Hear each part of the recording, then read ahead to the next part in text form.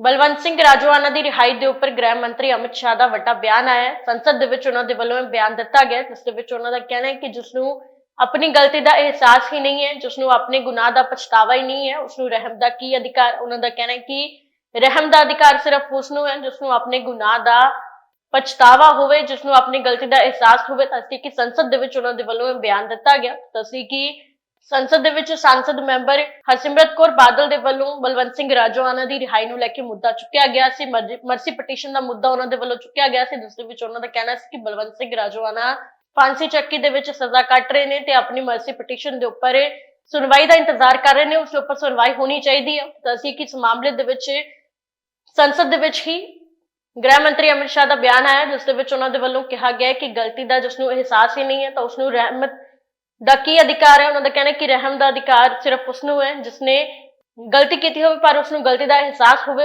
ਦੱਸੀ ਕਿ ਉਹਨਾਂ ਦੇ ਵੱਲੋਂ ਵੱਡਾ ਬਿਆਨ ਦਿੱਤਾ ਗਿਆ ਸੰਸਦ ਦੇ ਵਿੱਚ। ਉੱਥੇ ਦੱਸੀ ਕਿ ਸੰਸਦ ਹਰਸਿਮਰਤ ਕੌਰ ਬਾਦਲ ਦੇ ਵੱਲੋਂ ਬਲਵੰਤ ਸਿੰਘ ਰਾਜੋਆਣਾ ਦੀ ਰਿਹਾਈ ਨੂੰ ਲੈ ਕੇ ਮੁੱਦਾ ਚੁੱਕਿਆ ਗਿਆ ਸੀ। ਮਰਸੀ ਪਟੀਸ਼ਨ ਦੀ ਗੱਲ ਉਹਨਾਂ ਦੇ ਵੱਲੋਂ ਕਹੀ ਗਈ ਸੀ। ਉਹਨਾਂ ਦਾ ਕਹਿਣਾ ਸੀ ਕਿ ਫਾਂਸੀ ਚੱਕੀ ਦੇ ਵਿੱਚ 12 ਸਾਲਾਂ ਤੋਂ ਬਲਵੰਤ ਸਿੰਘ ਰਾਜੋਆਣਾ ਆਪਣੀ ਮਰਸੀ ਪਟੀਸ਼ਨ ਦੇ ਉੱਪਰ ਸੁਣਵਾਈ ਦਾ ਇੰਤਜ਼ਾਰ ਕਰ ਰਹੇ ਨੇ, ਮਰਸੀ ਪਟੀਸ਼ਨ ਦੇ ਉੱਪਰ ਫੈਸਲੇ ਦਾ ਇੰਤਜ਼ਾਰ ਕਰ ਰਹੇ ਨੇ। ਹਾਲੇ ਤੱਕ ਉਸ ਦੇ ਉੱਪਰ ਕੋਈ ਵੀ ਫੈਸਲਾ ਨਹੀਂ ਲਿਆ ਗਿਆ। ਉਹਨਾਂ ਦਾ ਕਹਿਣਾ ਕਿ ਉਸ ਦੇ ਉੱਪਰ ਫੈਸਲਾ ਲਿਆ ਜਾਣਾ ਚਾਹੀਦਾ ਜਲਦ ਤੋਂ ਜਲਦ। ਜਿਸ ਤੋਂ ਬਾਅਦ ਗ੍ਰਹਿ ਮੰਤਰੀ ਅਮਿਤ ਸ਼ਾਹ ਦਾ ਬਿਆਨ ਆਇਆ, ਜਿਸ ਦੇ ਵਿੱਚ ਉਹਨਾਂ ਦੇ ਵੱਲੋਂ ਇਹ ਸਾਰੀਆਂ ਗੱਲਾਂ ਕਹੀਆਂ ਗਈਆਂ ਨੇ। ਦੱਸੀ ਕਿ ਸਾਬਕਾ ਮੁੱਖ ਮੰਤਰੀ ਬੇਅੰਤ ਸਿੰਘ ਦੇ ਕਤਲ ਮਾਮਲੇ ਦੇ ਵਿੱਚ ਬਲਵੰਤ ਸਿੰਘ ਰਾਜੋਆਣਾ ਸਜ਼ਾ ਕੱਟ ਰਹੇ ਨੇ। ਦੱਸੀ ਕਿ ਉਹਨਾਂ ਨੂੰ ਫਾਂਸੀ ਦੀ ਸਜ਼ਾ ਸੁਣਾਈ ਗਈ ਸੀ, ਜਿਸ ਦੇ ਉੱਪਰ ਮਰਸੀ ਪਟੀਸ਼ਨ ਦਾਖਲ ਕੀਤੀ ਗਈ ਸੀ ਐਲਜੀਪੀਸੀ ਦੇ ਵੱਲੋਂ। ਰਾਸ਼ਟਰਪਤੀ ਦੇ ਕੋਲ ਤਕਰੀਬਨ 12 ਸਾਲਾਂ ਦਾ ਸਮਾਂ ਬੀਤ ਚੁੱਕਿਆ ਹੈ। 2011 ਦੇ ਵਿੱਚ ਮਰਸੀ ਪਟੀਸ਼ਨ ਪਾਈ ਸੀ, ਜਿਸ ਦੇ ਉੱਪਰ ਫੈਸਲਾ ਆਣਾ ਹਲੇ ਬਰਕਰਾਰ ਹੈ। ਦੱਸੀ ਕਿ ਲਗਾਤਾਰ ਐਸਜੀਪੀਸੀ ਦੇ ਵੱਲੋਂ ਵੀ ਕੋਸ਼ਿਸ਼ਾਂ ਕੀਤੀਆਂ ਜਾ ਰਹੀਆਂ ਨੇ।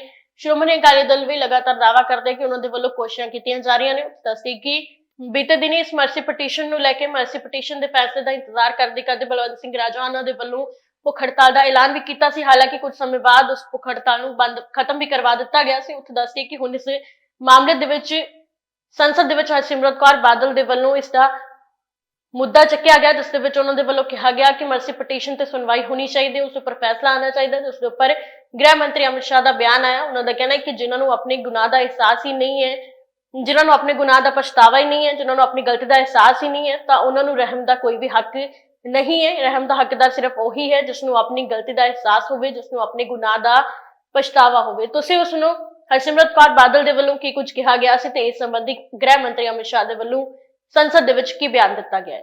सब फॉर एग्जाम्पल हमारे भाई Rajoana, you must know sir, 28 साल से जेल में बंद हैं क्योंकि उस टाइम 84 के दहाकों में उन्होंने कोई कदम उठाया, कोई कंस्पिरेसी करे। 28 years he is lying in a prison in an 8x8 cell. For 12 years his mercy petition is pending. No decision is being taken. The court tells the government to take a decision. The government doesn't take any decision. And now the new law says, besides his family, nobody can apply for it also. If the person has no family, sir, उनके माँ बाप जे मर गए तो कौन करेगा? ये कहाँ से ये आप ये लेके आ रहे हैं? और 12-12 साल कोई उसका फैसला ना हो तो इससे बड़ी बेइंसाफी क्या हो सकती है?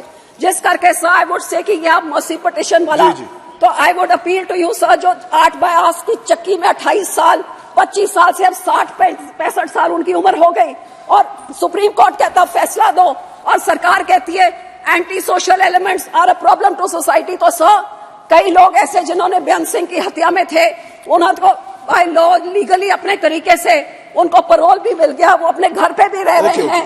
अदालत ने उनको घर भेज दिया, राजीव गांधी के किलर भेज दिए।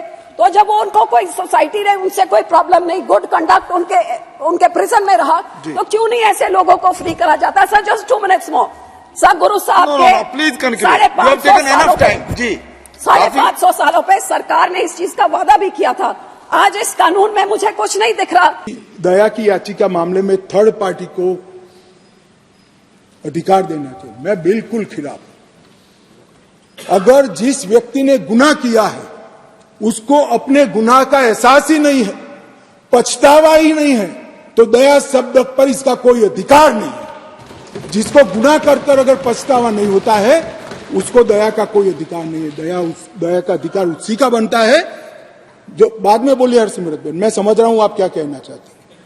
दया का अधिकार उसी को बनता है जो अपने कृत्य को से पछतावा करता हो।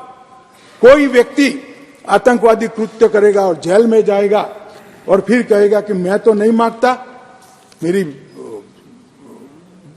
मन स्वीकारने के लिए तैयार नहीं है, मैंने कृत्य किया, और इस पर दया की जाए, मैं सहमत नहीं हूं साहब, ऐसा कभी नहीं हो सकता।